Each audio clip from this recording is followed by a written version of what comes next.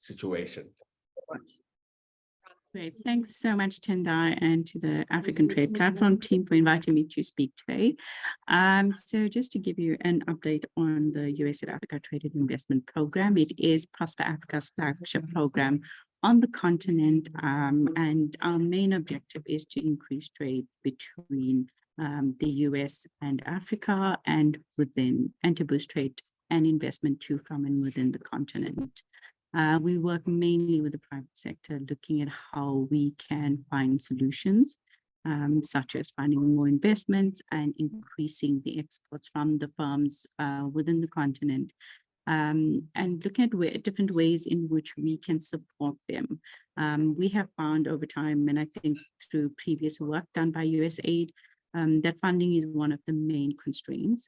So we do come in a lot on providing grant opportunities, subcontract opportunities, especially for local African firms. Our main vision is to boost trade and investment to, from, and within the continent. Our objectives include generating significant African jobs, and with increasing trade and increasing exports and processing from the continent, this obviously would have an impact on the types of jobs that that are increased and impacted on. We are hoping to deliver billions in exports and investment on the continent. We work very closely with local firms and enterprise-driven solutions, and we do integrate gender throughout our program. We have a number of programs across the continent. So we work with the Southern Africa Regional Mission, Kenya East Africa USAID Mission, Coastal West Africa Mission, and a number of USAID missions across the continent, including Zambia, Liberia, Ghana, Malawi, and Zimbabwe. Our main objectives are to increase trade, increase investment, and improve business environment on the continent, as well as leverage the US governmental funding that we have, and to be able to, if we do provide a grant, we do expect, exports to be increased, or for firms to actually leverage the funding that we provide by getting other investments, or, as I've said, increasing exports.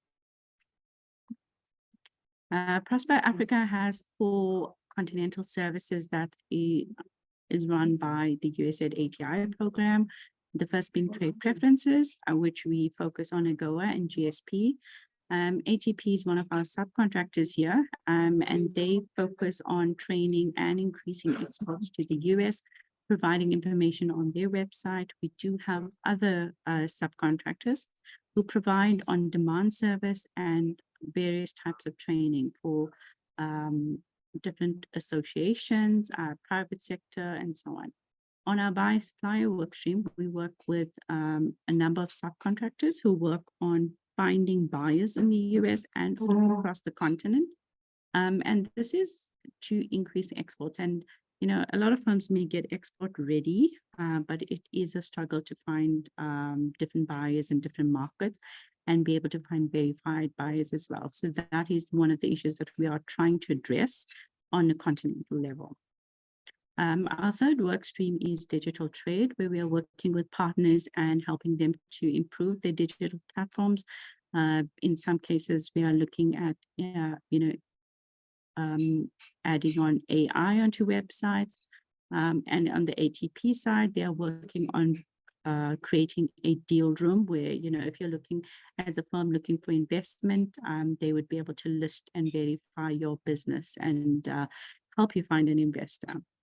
Under AFCFTA, we have subcontractors who are working on training, providing webinars, information, and doing research on AFCFTA, looking at the impact on firms, women, and youth of the continent.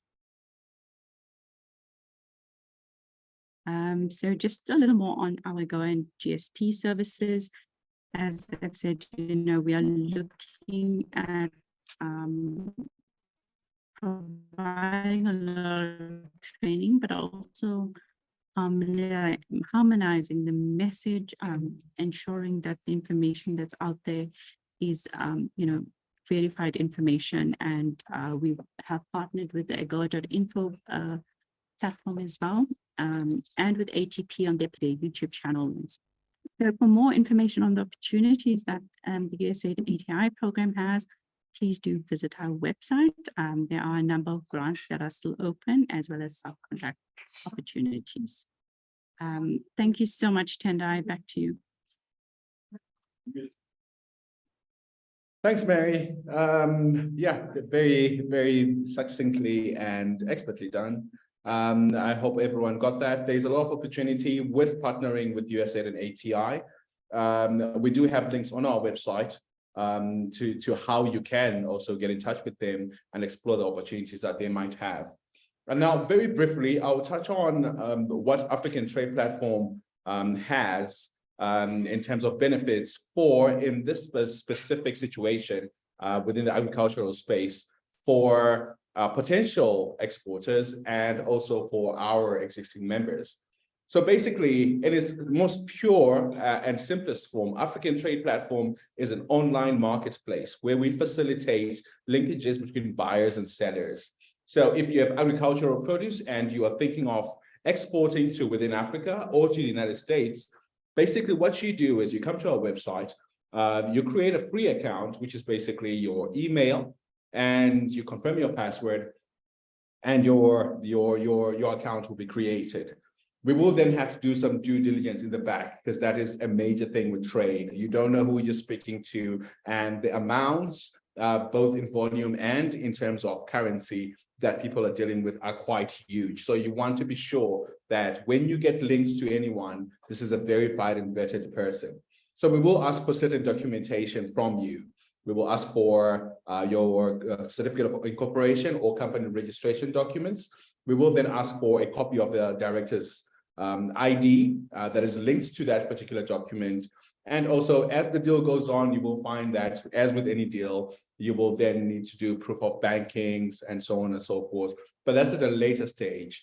To allow you to list your products on African Trade Platform, you simply need those two things, which is your ID and your certificate of incorporation. Once you have done that, you can go onto the platform and upload your product.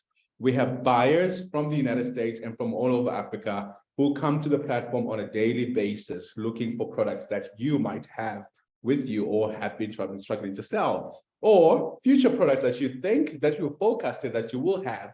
And you can set times to all those products when this product will be available. So it might be crop in the field, but you upload it today and say that this is ready for August. And you will then, by the time that you're harvesting, already have a buyer for that specific product. For the buyers, we allow you to create an account in pretty much the same manner, and then you can list what we call buyer listings. So you come onto the platform and you put all the details of the particular product that you're looking for. I am looking for maize, it has to be non-GMO, and we're looking for it to come from these specific countries. Sellers then also come to the platform and look at what buyers are looking for. And should you have a match, then that's what we call a linkage. You would then inquire within the platform and say, I am interested in this particular person's listing or product or what they're looking to buy, and you link together in that platform. Currently, we are upgrading our platform. The current platform that we have, we've had it for about 3 years now. And in as much as we have had upgrades, technology is moving at such a pace that we had to rethink our whole thing. So there's a brand new African Trade Platform that's coming through that you should look out for. You will see communication coming out through our various platforms, in mail, social media, and so forth. And all are welcome, all are welcome. Our whole mandate is trade linkages. Further to that, we then have our aggregation drives, where you might have a smaller amount. You have about 20 tons and someone else has 20 tons, but we have a buyer who's looking to buy a huge amount, probably in the 15,000 tons or whatever, for exports to a different part of the world or a different part of Africa, where logistics for 20 tons might not be feasible. We aggregate those sellers, get it into one product, and then put that bundle, that offering, to a buyer who will then, in most cases, purchase that, and then funds are dispersed appropriately. We also have just launched our deal room, which allows for buyers to secure supply chains. basically every budding business person is looking to scale up, and to scale up you need investment. So what we at African Trade Platform do is we invite all members to come through and say that we are interested in acquiring funding for our projects, whether it's to meet a certain order or it's to scale up. When that happens, we then activate FoxFin, which is why Pascal Mtekwa is here. We activate FoxFin, and FoxFin does due diligence on that company, look at all your financials, all your books, all your trade history, and see how we can best structure an investment summary and present that to our pool of investors. Yeah, I'll let Pascal answer those questions. I think I do have specific questions for him at a later stage, but that's basically what African Trade Platform is doing in this space. In a nutshell, we facilitate buyer-seller linkages. We also facilitate aggregation, which is like if you're a smaller seller looking to export somewhere else and you are not able to do that in your personal capacity, there is room for African Trade Platform to aggregate you, to bring you together, and then make sure that that huge trade happens. And also we allow for buyers and investors to secure supply chains and capacitate producers of goods and produce so that they may scale up and that way ensure that trade happens in the future. So that's just a brief on African Trade Platform. Please feel free to post any questions you might have over what's been discussed so far or what you hear in the chat section. And for now, I think I'll go straight to our main presentation. We have Alfeus Siyamba, who is our resident ATP expert, and he is going to be talking to us today about exporting agricultural produce from Africa to the United States. And for the confines of his topic today is with fresh fruits and vegetables. Obviously, agriculture encompasses so much more, but this is the basis basically for everything that would be in agriculture. Alfeus, I won't take up much of your time. Please feel free to get started. And everyone, this is Alfeus Siyamba. Thank you. Thank you, Tendai. And good afternoon, everyone. Let me just have the presentation. If you can just share the screen for me. And I'll keep the video on. This is the introductory part for this brief time, and I'll take it off.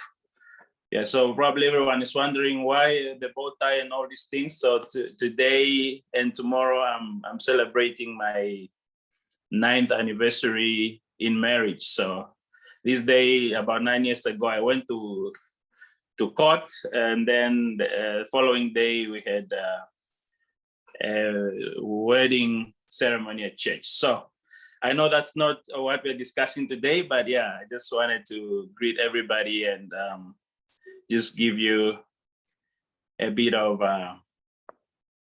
an icebreaker.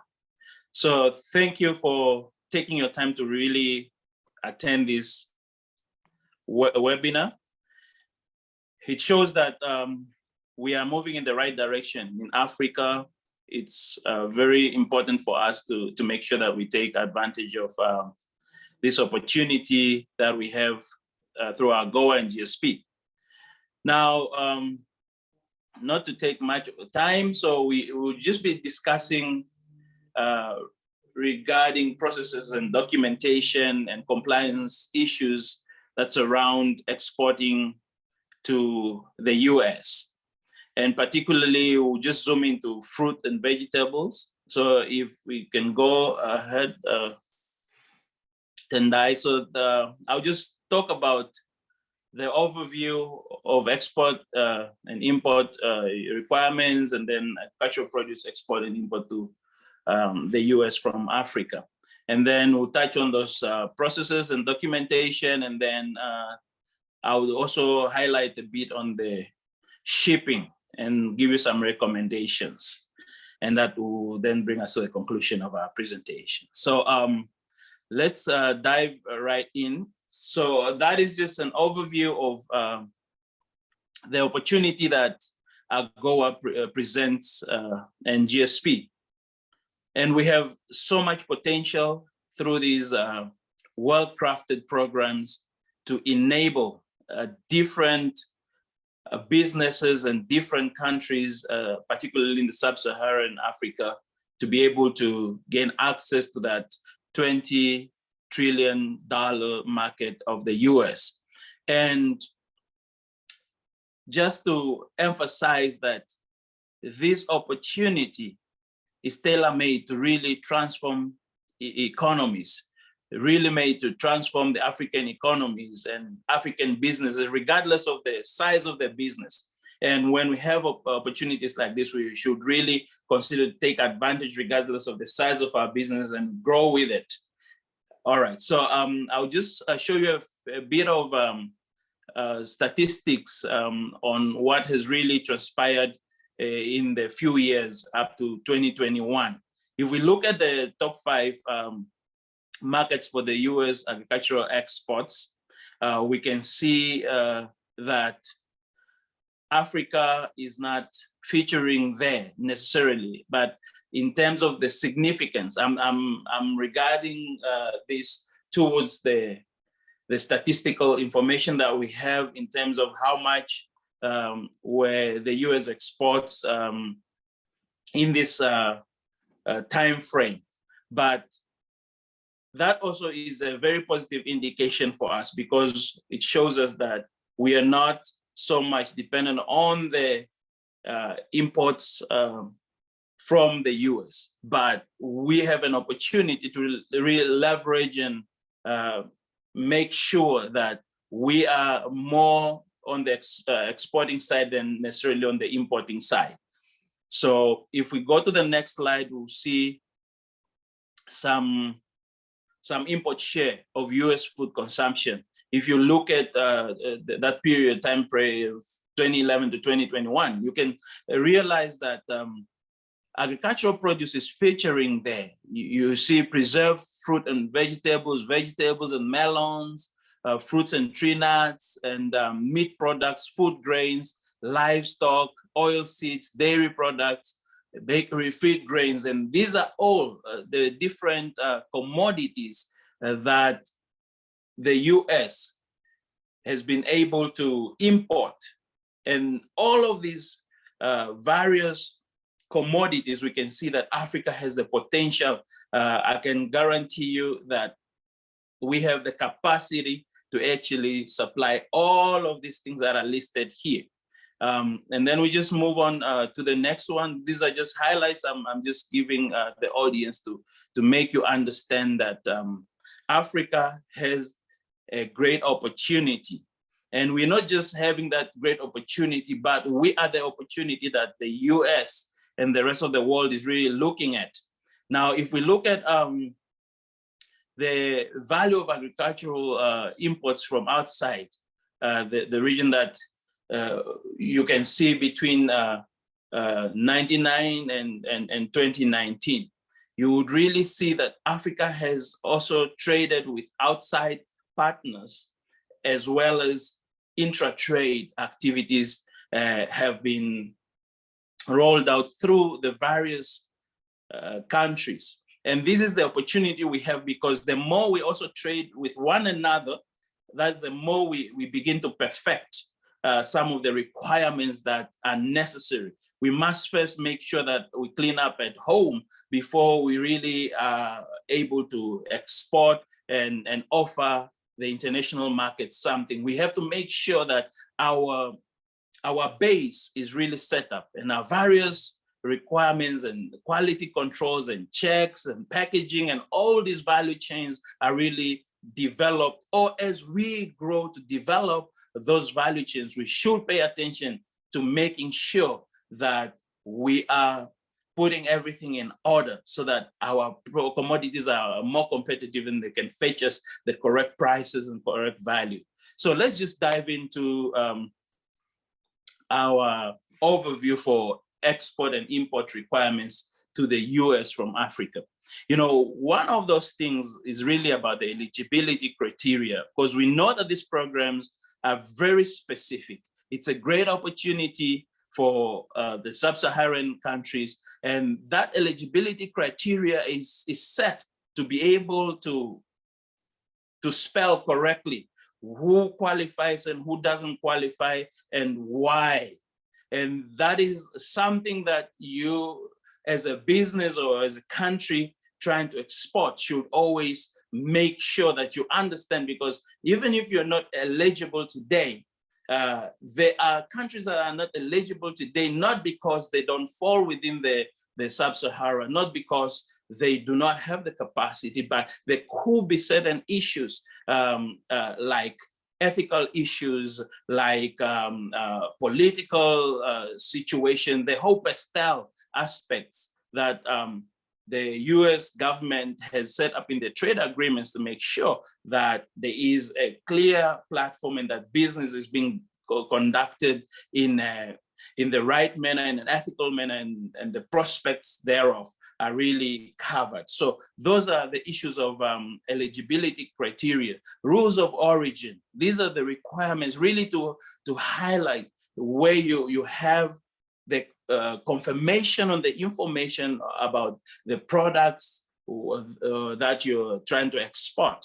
We're not trying to export things from one country just to try and in transit through another country, or use other processes to just get certain commodities from somewhere and claim that they come from here. But we're looking at understanding that it's not really about that particular product, or that there's an issue about having inputs from somewhere else. If the finished product that you have to export is required, but all these things are important to make sure that these commodities or produce that we are exporting are really compliant and they're coming from the right country with the right specifications and all these clarities. And now you find the United States Department of Agriculture, where you have issues that concern phytosanitary, make sure that there are all these compliances and that there are all these requirements met, where the specificities of various commodities, agricultural commodities, are highlighted. And again, this overview is really to give you an understanding that all the other agricultural commodities also require these. And that is where I'm accommodating before I really zoom into focusing on the fruits and vegetable requirements. Now, you also have the customs clearance. These are important requirements to meet, because the customs is the custodian of all the import and export commodities into the US market and vice versa. So we have to make sure that anything necessary, if you require a custom clearance agent, if you require a facilitating agent on the other side, in order for you to export or import things into the US, or export things out of Africa, you should be able to make sure that all this custom clearance, this really confirms the compliance aspects. This really confirms the code of conduct, good code of conduct practices for governments, be it in their bilateral or multilateral agreements, be it in any other trade agreements. And this works well really to make sure that we can really trace everything that we're doing, whatever we're doing with our business, we're able to trace our consignments properly, we're able to facilitate for international transactions, and make sure that there are no unnecessary loopholes and issues of unnecessary losses and all the related issues. Now you find the FDA requirements that are also very critical. The FDA requirements really is the Food and Drug Act requirements of the US government. And this shows you what is allowed, what is accepted as an acceptable good to import or commodity to import in the US or to export to America. So you find all these requirements being laid out for you. And then key things are the shipping requirements, because you have to make sure that you have a reliable agent to ship your goods so that they can arrive in the targeted time frame, so that they can arrive in the right condition that you have shipped, so that the final destination of the commodities is really where you have intended it to go, and that you know that your quality of your produce and all the handling processes will not be compromised, because you are working with professional people, professional businesses that are experienced. And that is why it's very important also to understand these requirements, because you could have the right product, you could have the right commodities to ship, you could comply with all other things, but if you get the wrong shipping company, you can lose your business, you can lose your products, you can compromise on your integrity or your brand or your seriousness of doing business. So the banking transactions requirements, those are also other key requirements that you omit or you mitigate yourself from any issues of money laundering and all these different types of issues that channels that people use. There are some unethical businesses that may have issues that are associated with money laundering, and you don't want to be associated with a bank that is being viewed as an unethical bank and stuff like that. And you have now business legitimacy. So these are key requirements. You must make sure that your business is registered in your respective country, and that your paperwork is there to back you up, that everything that you're doing is legitimate. And those are just the key elements that cut across the various subsectors of agricultural products, and it spills over and goes over to other aspects. Now, as I've mentioned about the importance of the USDA, the US Department of Agriculture, and that is you find that they have the animal and plant health inspection. And this is responsible for the control and regulation of agricultural produce import and export into the US. So there are issues, various issues of animal and plant health that are critical to be evaluated, to be assessed, to be inspected, to make sure that your commodities are cleared, all the phytosanitary issues are cleared, all the quality control issues are cleared. And so that's where the APHIS comes in, the Animal and Plant Health Inspection Service comes in. And in October 2022, just pretty much a couple of months ago, the APHIS just launched a new database. So there was a database called ACIA, and that was Agricultural Commodity Import Requirements.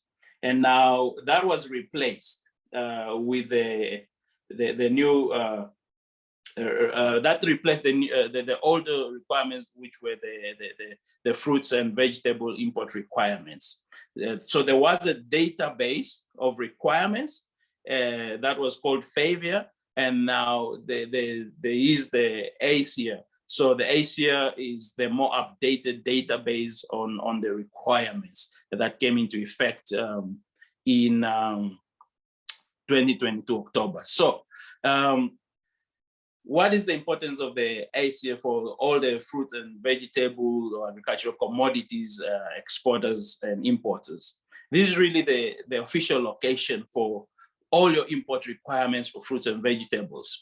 And what it does is really is an interactive user interface that helps the user find information that are required for the importation or exportation of agricultural commodities into the US market. And we can move on. So now let's just zoom in. So all fruits and vegetables that are allowed importation in the US must be imported in accordance with some of the requirements that I'm going to be sharing with you. So critically, so when we look at fruits and vegetables, most of the time we realize that most of these fruits or produce is highly perishable. So what does that tell us? It tells us that these commodities has a short lifespan if it's not preserved. So it means it really highlights the sensitivity of these commodities in terms of handling.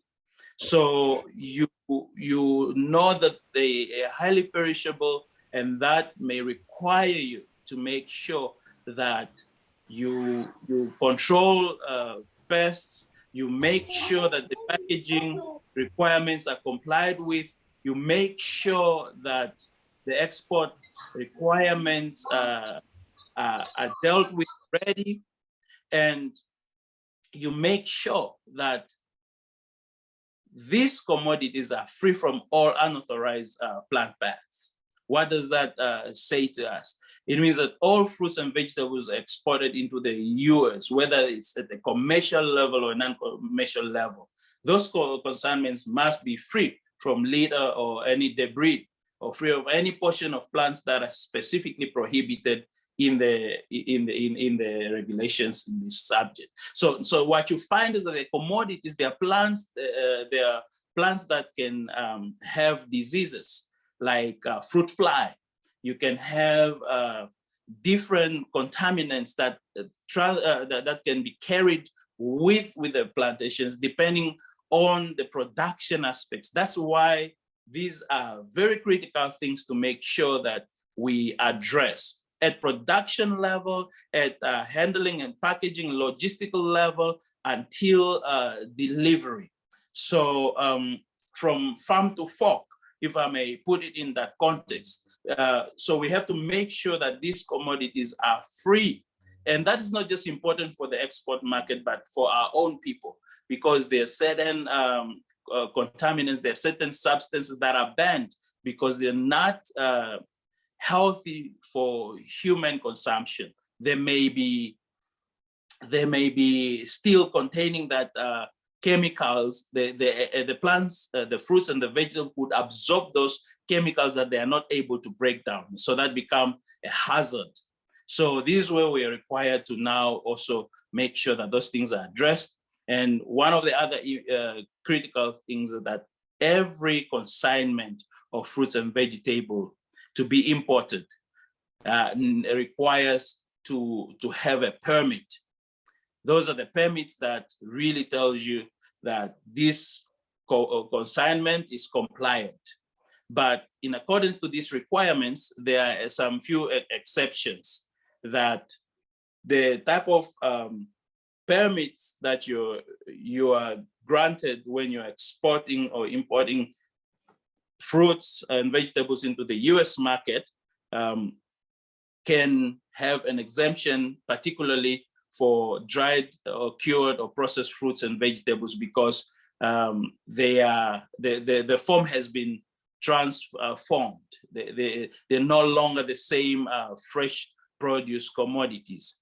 However, you find that the frozen fruits and vegetables are also treated differently, as well as cured figs and dates, raisins, nuts, and dried beans and peas. And so there are these various subsections. This subsection 319 and 56 to I1 of this subpart, I'll give you the full reference where you can go and read the detailed ones. But all commodities, all fruits and vegetables require a permit to be admitted into the US market. You need to have that permit that really confirms that you are doing that transaction in a legal way, and that calls that you have complied with the necessary standards and all other requirements. And now, so for persons contemplating doing that, you also need to consider, no, it's fine, we can just move to the next. You can go back. So we can go to the next slide.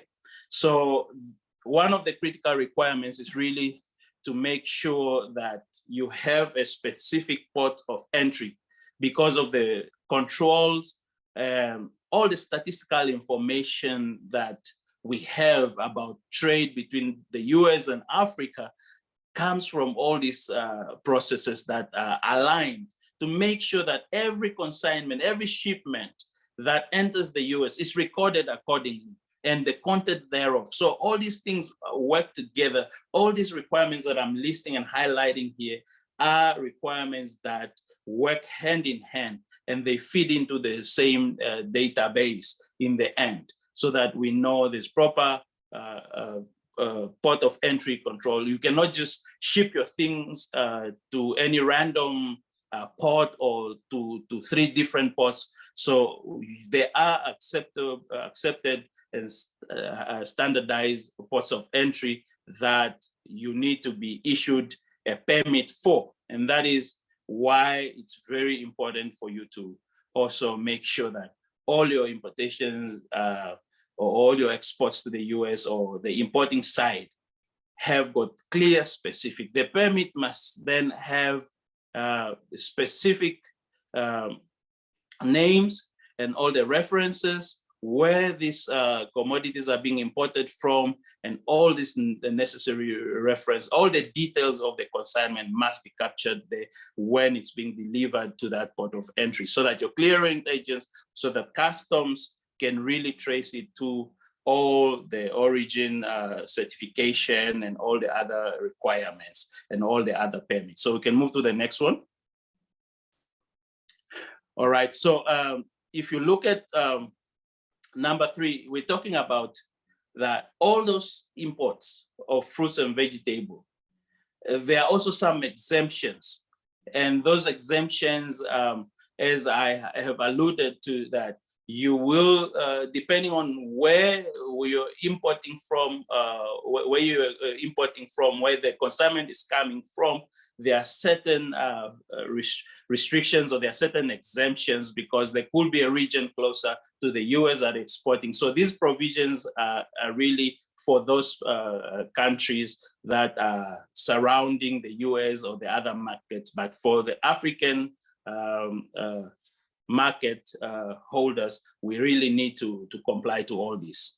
So now, fourthly, you see that fruits and vegetables to be cold treated at ports, at all the United States ports of entry.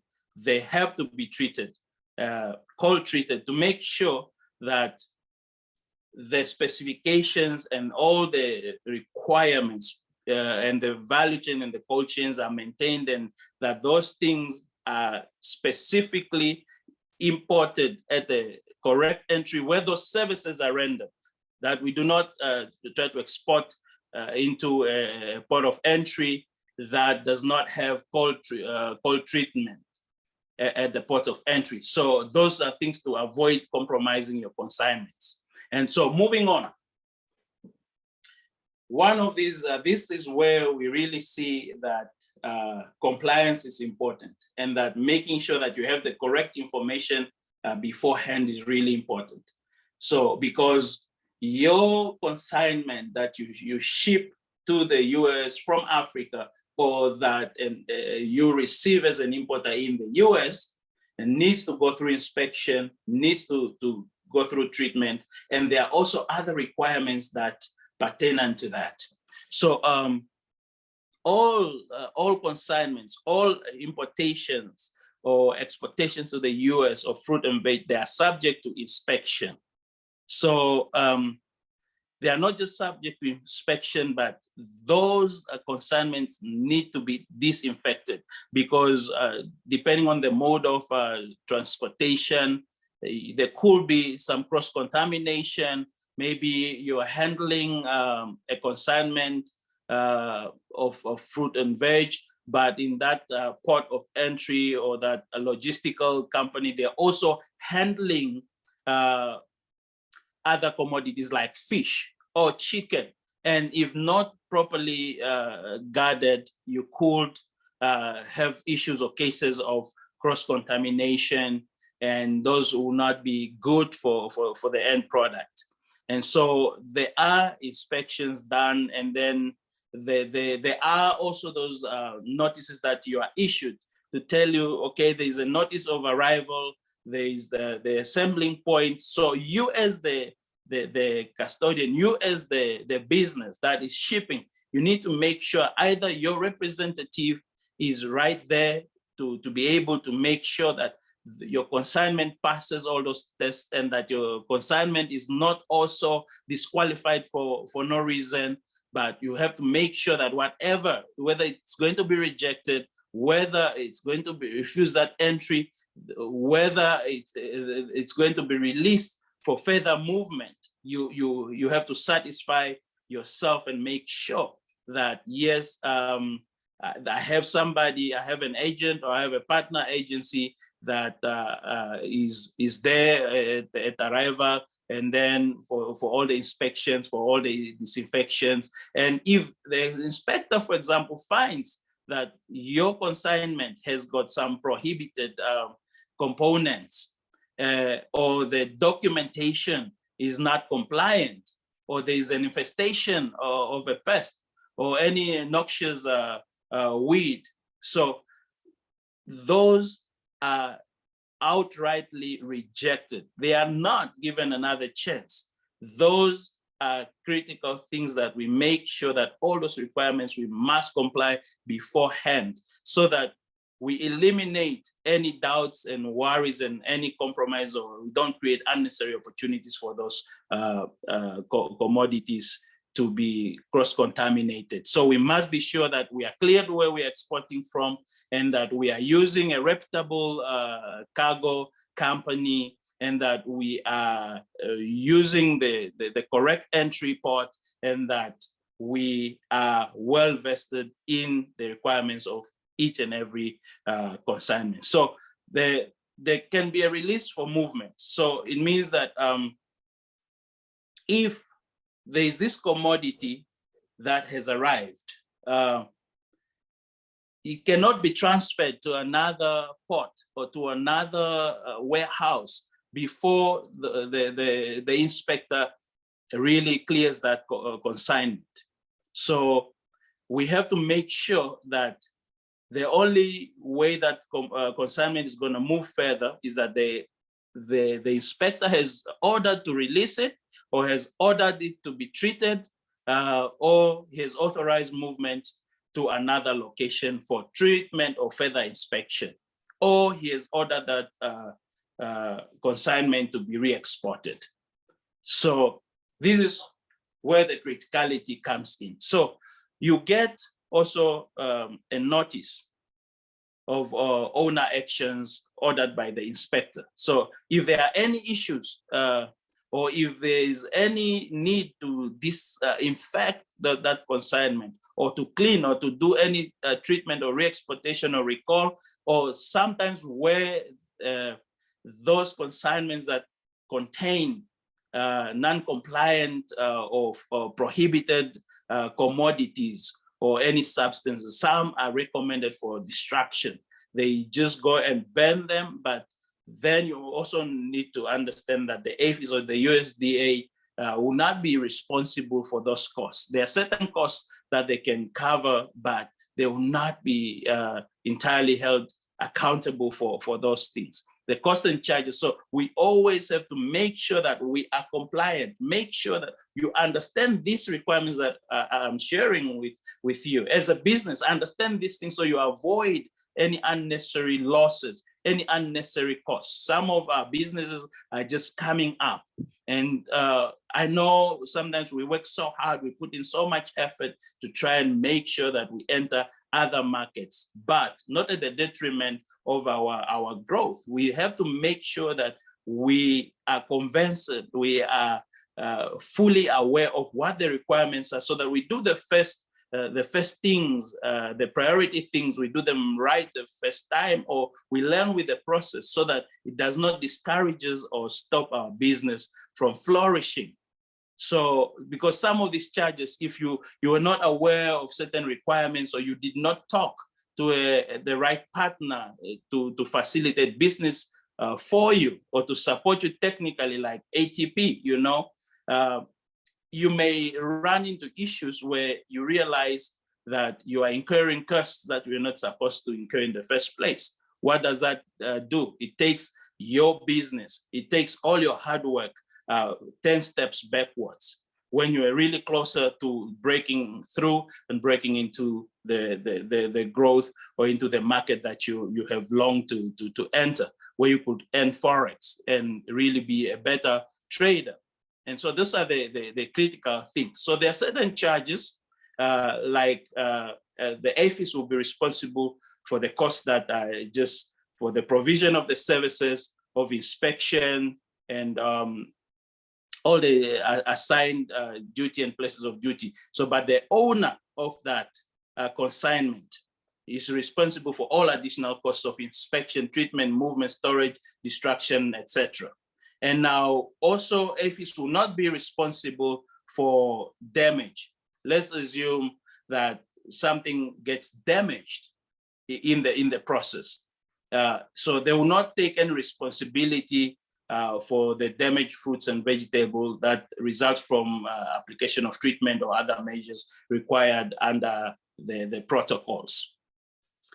So just to move on, and I do not want to really keep you here for too long, here are some of the key documentations, just to sum it up for you on the shipping side that are critical. These are standard documents. So you will need to have a US customs invoice.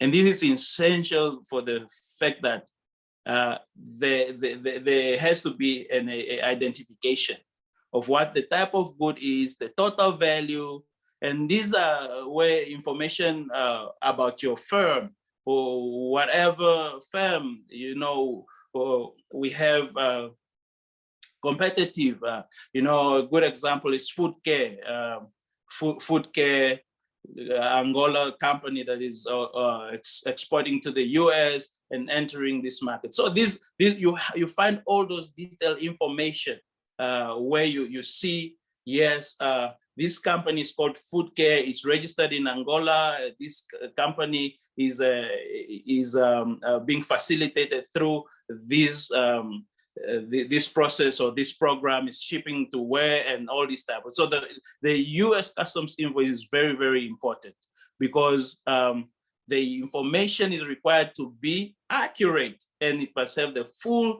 description of what your company is, and there should be a commodity code as well, which is the unique code, which really shows that this product belongs to your company and you are shipping it for what purpose and to who. So the inward cargo manifest, this is an itemized list of every item with a shipment, and this can either be submitted as a hard copy or a digital copy. And the exporter should supply this. And you have to have a unique reference point. That's for easy identification. And these are used really for the purposes of checking, making sure that the cargo is compatible for shipping and customs clearance. So these are documents that covers everything necessary for you not to have unnecessary issues, so that on the left side of the supply chain and on the right side of supply chain everything is balanced out. All right, so now commercial invoice. So those are also, that's a legal documentation that provides the information of the value of the goods that you are shipping. So it's to make sure that if there are any transactions, we talked about the banking transactional side of things, so that we know nobody can rob you, or no transfer pricing issues can be associated with your commodities or with your consignments. So you need to have that, and it's cleared properly by customs, so we know the value of your commodities, and it will include the information such as the country where the goods were manufactured. The code will also be there, and it will contain the information, your information as an exporter or as an importer, and also the end customer.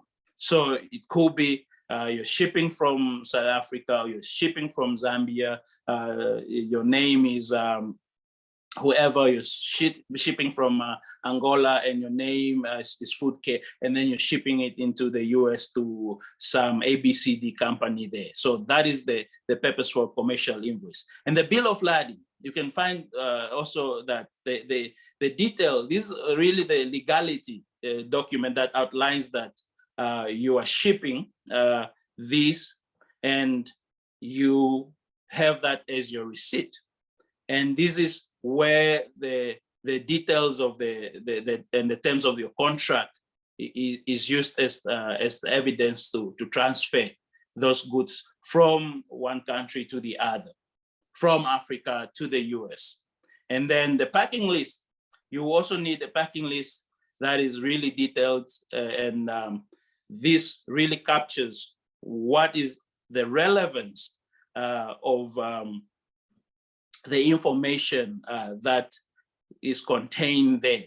Now you have quantities, you have the model numbers, you have the dimensions, the weights. If you are packaging things in 1 kilogram packs and 500 different denominations of weight, or different designs of boxes or bags, all these things needs to be captured in your packing list. And every exporter must complete this, and it's used by the relevant parties along the way to help determine the taxes and duties owed. But in the case where we know we are trading under AGOA or GSP, there are those tariff-free benefits. So they will remain relevant for the other items that I have mentioned, apart from the duties and taxes. All right, so we can move on. So thank you for really not being bored and trying to follow. This is really a type of conversation that we need to have to make sure that we can leverage and give you the necessary technical support that you may require to ship into the US. So these are some recommendations. So we will be able to share with you all these links at the end of the engagement, and we can really get you more information. We can support you. So these are various recommendations of the critical service providers, such as the Trade Representative Office of the United States, the Department of Agriculture of the United States government, the International Trade Commission, the Data Web for US imports and exports, Consumer Product Safety Commission. You can move on to the next slide.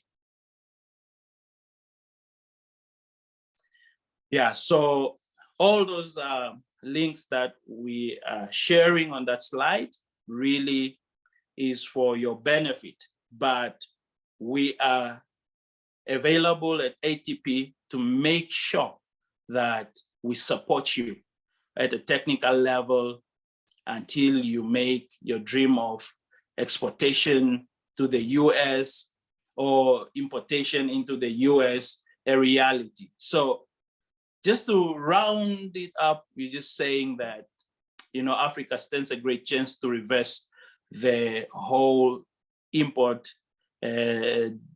dependency. We can reverse the import dependency vis-a-vis the US because we have a greater potential, we have a larger production capacity. If we really intensify and realign our focus, we'll really get to that point. So, and we are available at ATP. So thank you very much. Thank you so much, Alfeus. That was brilliant. Yeah, that's a lot to take in. I was making notes of this, and basically just a quick recap. Let's make sure that our agricultural produce are free of contaminants. So I guess with each and every stream of produce or every tier, those links that Alfeus shared at the bottom will tell you exactly what to look out for. We will be sure to make sure that we send this link to everyone who is in this presentation or in this meeting or in this call, and you can review at your own leisure and pause certain points and so on and so forth. Straight on, I'm going to get into a question and answer session. I see a lot of questions have come through the chat section. I was sharing screen, so I'm a bit amazed at how many we have. But to start off with, we had asked all attendees at the time of registering to post questions through, and people did that. So it's only fair that we start with those. And these were actually aimed at our AGOA expert, and I shall be posting a few to you again, Alfeus. I think the first question here would be from Miss Mana Moroka. Obviously, some of this would have been attended to during the course of this presentation. But Ms. Mana Moroka is from South Africa, and she's asking, what are the barriers of entry if we trade in raw honey? And a follow-up question to that, which also is speaking to honey, is from Mr. Kenneth Kapata from Angola, who says, if my country doesn't issue a honey laboratory certification, can I get it from another country like Zambia and use it to export my Angolan honey to the United States? The problem is we currently have in Angola no laboratory certification for honey, beeswax, or propolis, and we're receiving orders from the USA, Europe, and the Middle East. How can we acquire these documents from another country in Southern Africa? Alfeus, if you can answer any of those, I would be really appreciated. Thank you. All right. No, thanks, Tendai, and thanks, Ms. Mahani, for that question. So, you see, as I alluded to in my presentation, that in terms of safeguarding the health, US, and agricultural facilitation processes, there are those regulations that are put in place to say, for example, that only honey that is imported for use as feed for bees, for example, may be allowed, you know, but in all those things, there has to be a certification, or there has to be an appropriate certificate which really highlights that final product of the honey is free from all impurities. And in the case of a standardized system where you have a laboratory that is supposed to certify you being compliant, or making sure that your product has been tested for all those impurities and so forth, and that it's compliant to those standards of the US markets, then you have to identify, or you have to search, and this is the technical support that we're readily willing to offer. You have to make sure that you find a certified body, or a certifying body. Let's say if it's for laboratory, if you're maybe in South Africa or wherever, maybe it's SATCAS or SABS, and depending on those key requirements, then you find a laboratory that is certified, and the certification is internationally accepted by the US government to be a reputable certified laboratory. But what you can do also is we at ATP have a database of various facilitators of repackaging, processing, where we have a full production line and value chain compliance process, where you could then facilitate through us to make sure that we import your product first, for example, from Angola into Durban, South Africa, where it will be processed and checked for all the qualifying requirements, and then we repackage it either for you and send it back. But in order to avoid costs, we have to make sure that you can enter into a partnership agreement for distribution. So But again, through those links that I've shared, you will find more detailed step-by-step requirements. But I hope I've done justice to the two questions on the honey.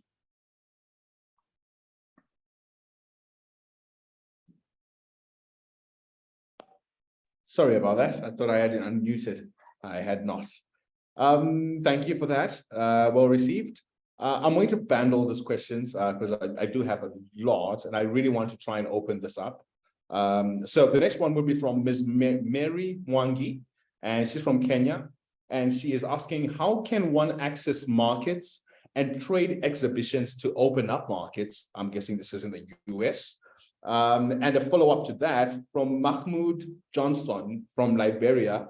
I'd like to know more about import documentation requirements for palm oil and other palm-based products such as soaps and lotions. So it's how can we open up markets and or how can we access markets and trade exhibitions in the US from Africa, and then also specifically to import documentation from palm oil. Over to you, Alfeus. And I know I have Emmanuel and Petrus as well on this call. If you guys would like to take it as well, just please raise your hand and I'll be sure to let you in. Thank you. All right. Thank you, Tendai.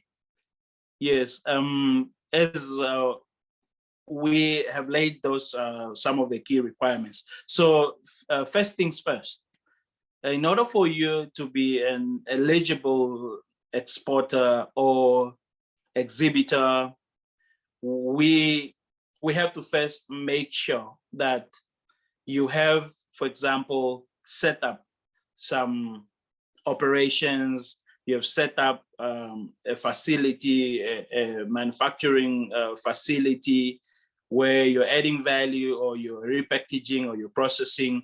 And that is really the need to make sure that considerations or food safety standards are complied with. For example, the HACCP standards. So you should have a physical facility where we can send our technical expertise if we are the one to assist you to make sure that we do all the necessary inspection on your facility and make sure that your facility is compliant and your processes are compliant. And then after that, within the network, within the various sponsored activities or capacity building initiatives and incentives available, we can then make sure that after we support you technically through the process and we satisfy that your product now can be exhibited, now we start to link you up to those opportunities through the ATI network and program, where we can make sure that you have an opportunity and you have the capacity to be able to exhibit those products, and that at that level your product is really ready for marketability. We are able to market it without any reservations and so forth. So, but this is a process we're willing to work with you until you realize that end reality.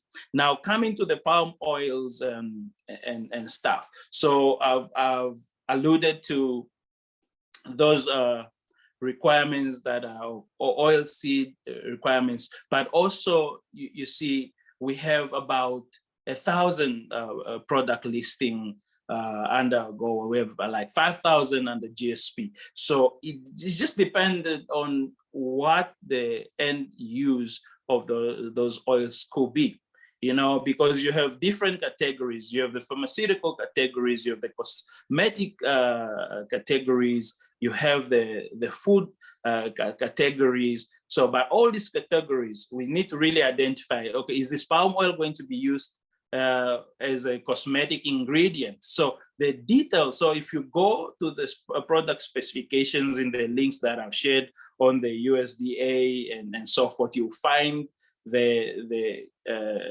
critical or the more detailed explanation as to what is your use. If this is for food, so the compliance aspect must be that where you are targeting to export it, the quality, the nutritional information, the labeling, the packaging, everything must be compliant. So, but all this information, for the sake of time and so forth, we are able to walk you through that whole entire process and make sure that we assist you to reach that goal.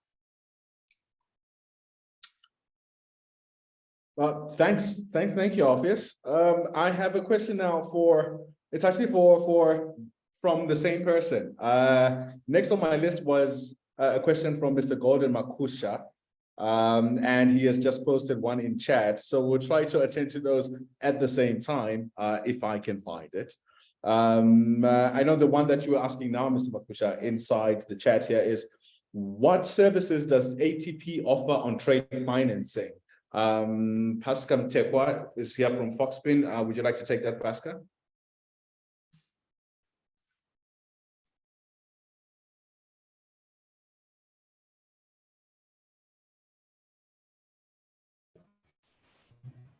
Thanks, Tendai, for that question.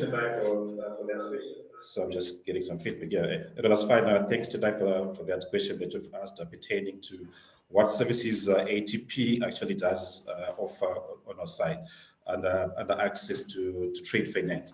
So we do offer trade finance on African Trade Platform, where we do provide, we've got support mechanisms in place so that all of our members or potential transactions can actually be supported through the African Trade Platform.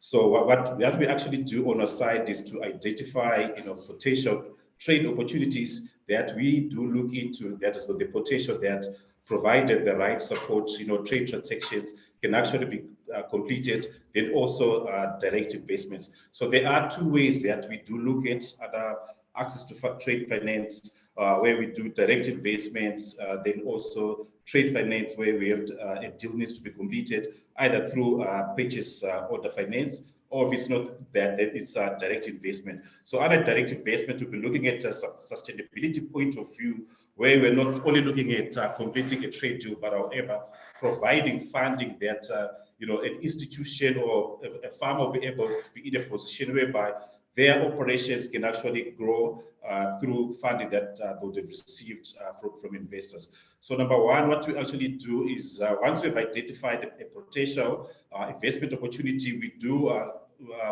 develop what is called a deal note. So that deal note actually outlines the support interventions that we will provide on our side. So first of all, we will assess the investment opportunity that lies within that transaction. What sort of support services will they require? So if it is a financing mechanism, we actually look at what sort of financing mechanism will work for that business opportunity. Will it be debt finance or equity support that will be required for that opportunity? We have realized that more often than not, most businesses will be looking forward to get debt finance, but however, you find that most of those businesses won't be able to carry that debt. So however, we will recommend various financing mechanisms that business will need to be implemented.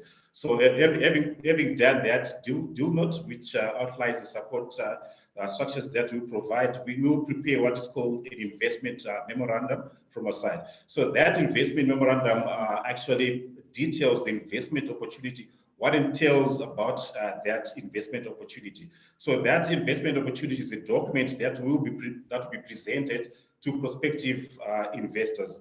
So within that structure, what we've noticed that it's not really a lack of funding that's actually outside, in the market, but however, it is the way that capital seekers present their document in such a way that investors won't be interested to move forward with their deals. So that is where we will come in as Foxpin in terms of structuring the best deals or presentation that will be provided to investors, where we will prepare that investment memorandum.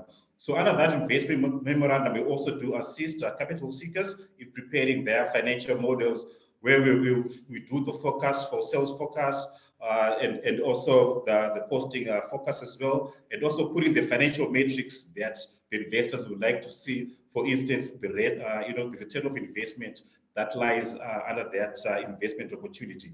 So after having prepared all those financial models, we also do assist in negotiating the financing terms, which are more that would work out better for both parties, that is the investor and also the capital seeker.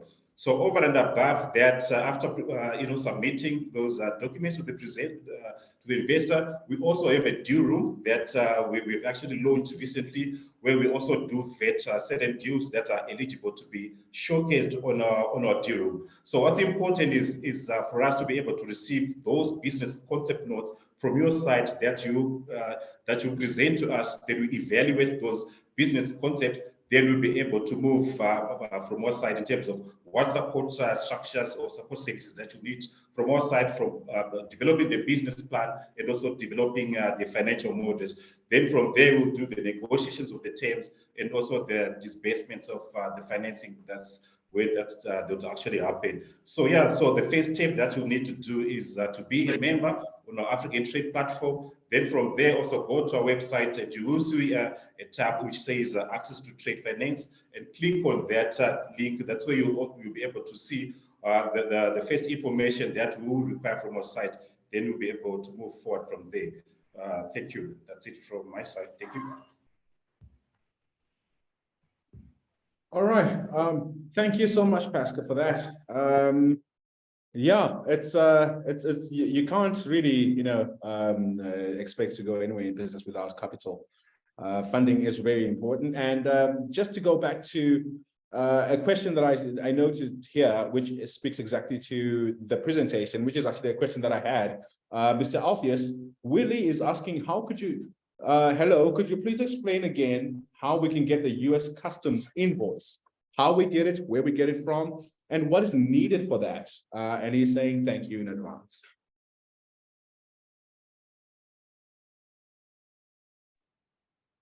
All right. Thank you for that, Willie.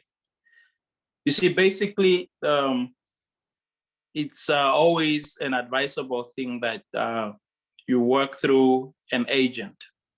And I highlighted to say that for the purposes of tracking consignments and making sure that Willie is exporting fresh produce, and that consignment, for example, does not carry shoes, and it's labeled for vegetables and stuff. So now those are the nitty-gritties about, or the importance of you getting that customs. So your clearing agent, whoever you identify as your clearing agent, will then facilitate for that. But again, I highlighted that for commodities that are being exported under AGOA are normally tariff exempted. So that exemption then may only require your agent to just file for the purpose of your consignment.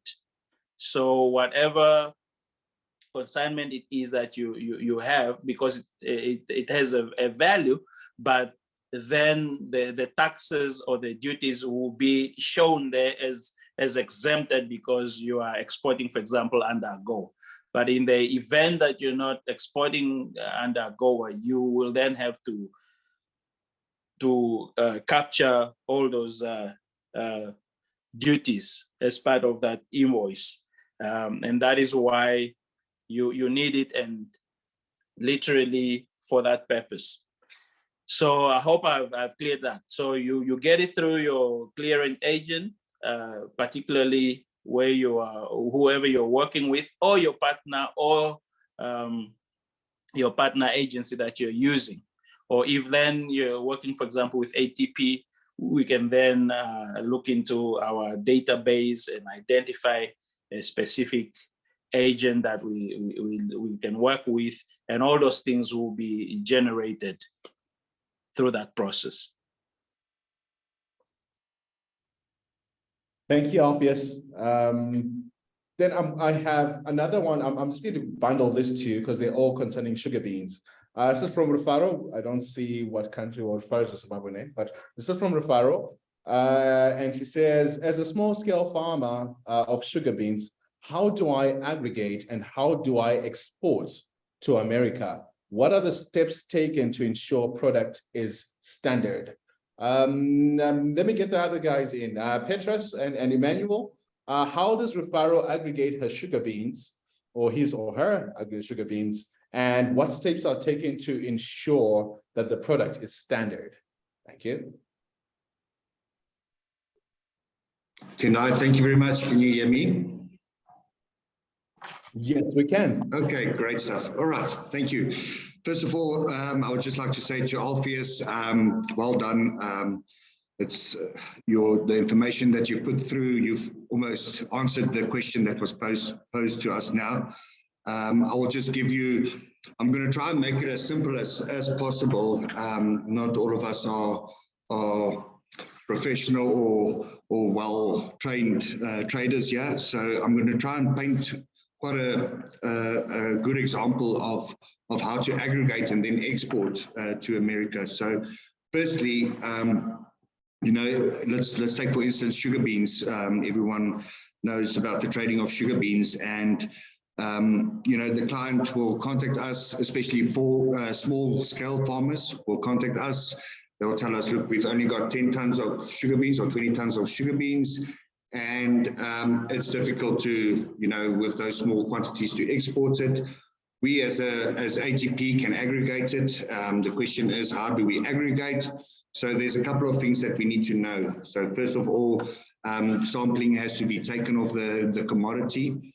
Once the samples are taken from either the farm or the samples are brought to AGP warehouse, I just want to excuse for the background noise. We are sitting in the warehouse here, if there is any background noise.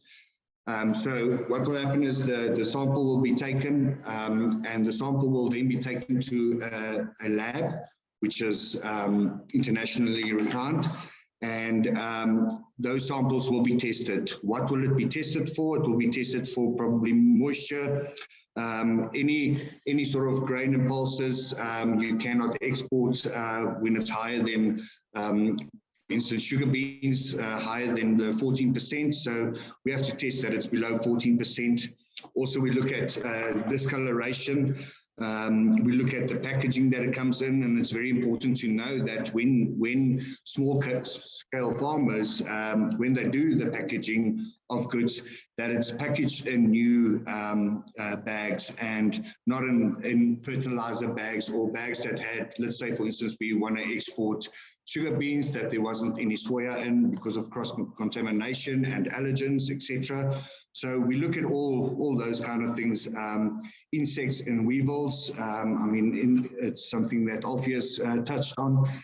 We need to make sure that there's no infestation on the product. Also, something in South Africa, for instance, water damage. There's been quite a lot of water damage on crops this year, as the same as last year. So we have to see if the product needs to go through a cleaning process, and it all depends on how it's been harvested. So there's quite a process that needs to be followed before we even get to the warehousing of it. Once we have done the sampling and the lab results, once we receive that lab result, we then negotiate a price to the client, to the farmer. Once we have agreed to pricing according to the specification that's been given through, let's call it a grade 2 that will be exported to America. It is a grade 2, it qualifies as a grade 2. We will then finalize a price. And once we have aggregated that product into the warehouse at, let's call it AGP for now. And once we've done that, there is certain steps that needs to be taken, as Alfeus has mentioned. There is inspections that needs to be done. So fumigation has to be done on product that gets exported. We need to ensure that it's packaged the right, correct way, that there's no cross-contamination, that there's no infestation in it. The way it's palletized, is important. So there is quite a lot that goes into that and into the planning of it, and then it comes down to the documentation.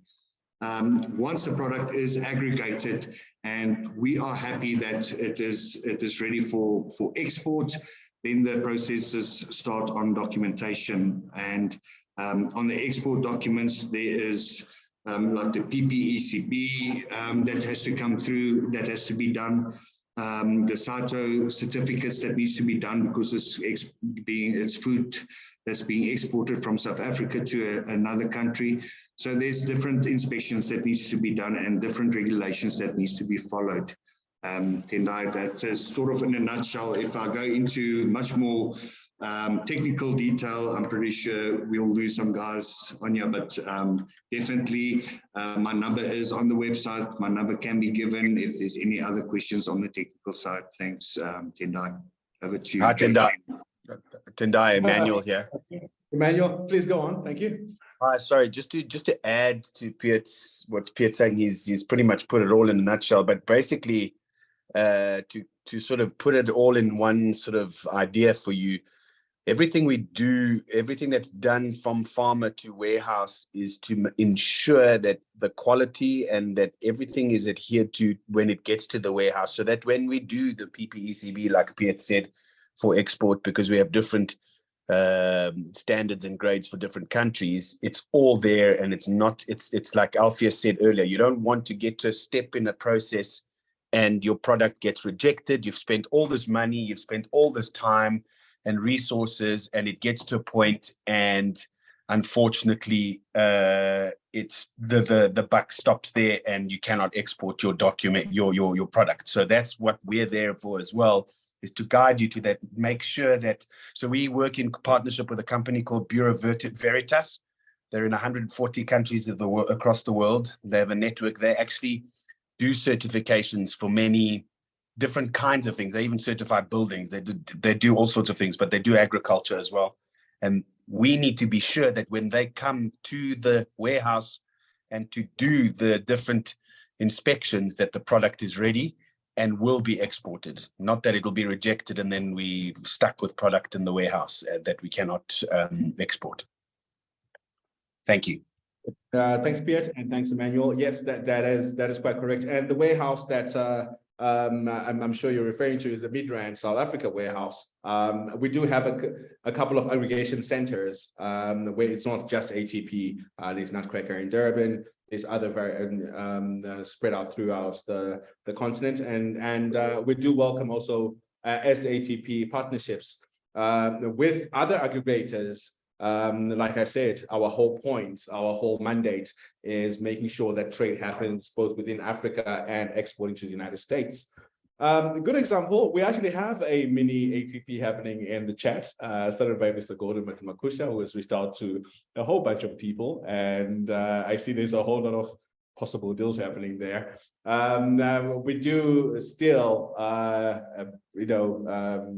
would rather this happened inside the platform where verifications of identities can be done, and you're much safer there. This is a Zoom call. This is a public platform.